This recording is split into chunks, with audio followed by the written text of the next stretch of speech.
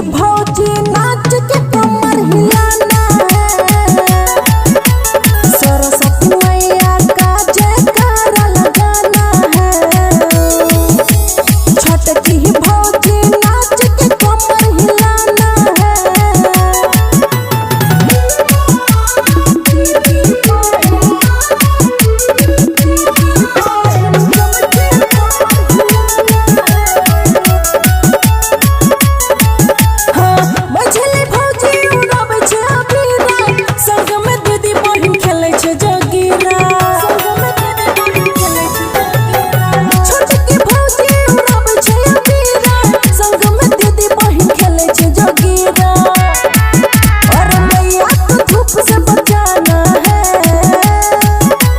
सरस्वती मैया का जयकारा लगाना है,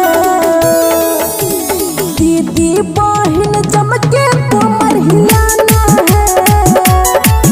और सरस्वती मैया का जयकारा लगाना है, और छठ की भौजी जम के कमर हिलाना है।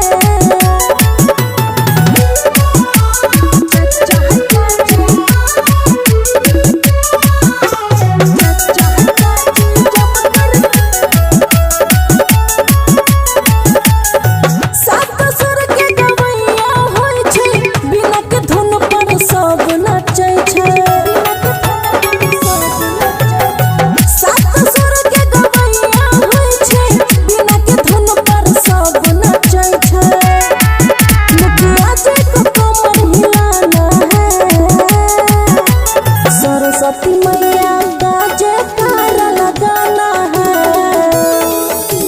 चाचा चाची जमकर कमर हिलाना है। और साउंड का बेस खूबे ज्यादा बढ़ाना है, और छठ की भौजी जम के कमर हिलाना है। खुशी रिकॉर्डिंग स्टूडियो बलुआहा।